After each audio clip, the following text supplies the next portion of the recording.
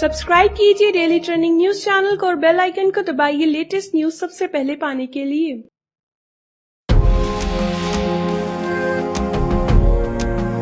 देश के सबसे बड़ी सरकारी बैंक में 1 मई से कुछ नियम बदल रहे हैं।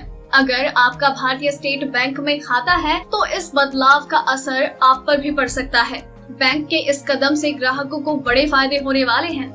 आइए जानते हैं 1 मई से होने वाले बदलाव के बारे में। दरअसल SBI देश का पहला ऐसा बैंक बन गया है जिसने अपने लोन और डिपॉजिट रेट को सीधे RBI के रेपो रेट से जोड़ दिया है। बड़ी बात ये है कि इस नए नियम से ग्राहकों को सस्ता लोन मिल सकता है। हालांकि 1 मई के बाद बैंक के सेविंग्स अकाउंट पर पहले के मुकाबले कम ब्याज देगा। रेपो रेट से तय होगा लोन का ब्याज दर। दरअसल अभी तक bank marginal cost of fund based landing rate MCLR के आधार पर लोन का ब्याज दर तय होता आया है, जिससे कई बार ऐसा होता था कि रेपो रेट में कटौती के बावजूद बैंक MCLR में कोई राहत नहीं देता था। MCLR में राहत नहीं मिलने से आम आदमी को रेपो रेट में कटौती का कोई फायदा नहीं मिल पाता था, लेकिन अब नए नियम से ग्राहकों को सीधा फायदा पहुंचने वाला है। क्या होगा फायदा? भारतीय स्टेट बैंक 1 मई से ब्याज दर को रेपो रेट से जोड़ने जा रहा है, यानी RBI जब भी रेपो रेट में बदलाव करेगा तो उसका असर अकाउंट धारक पर भी होगा।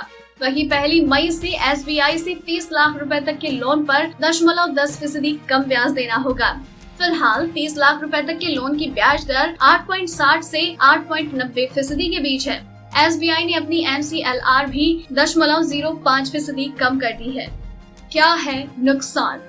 लोन सस्ते मिलेंगे, लेकिन SBI के बचत खाते पर ग्राहकों को ब्याज दर भी कम मिलेगा, यानी यहाँ ग्राहकों को झटका लगने वाला है। नियम के मुताबिक 1 मई से 1 लाख रुपए के डिपॉजिट पर पहले से कम ब्याज मिलेगा। नए नियम से 1 लाख रुपए तक के डिपॉजिट पर बचत खाते में अब 3.50% ब्याज मिलेगा। वहीं 1 लाख रुपए से अधिक डिपॉजिट कराने पर ब्याज दर 3.25% रहेगा। अगर आपको ये रिपोर्ट पसंद आई तो इसे लाइक और शेयर करें, साथ ही अपने व्यूज हमें कमेंट करके जरूर बताएं। डेली ट्रेंडिंग न्यूज की रिपोर्ट सब्सक्राइब करें हमारा चैनल ऐसी ही लेटेस्ट और इंटरेस्टिंग न्यूज के लिए।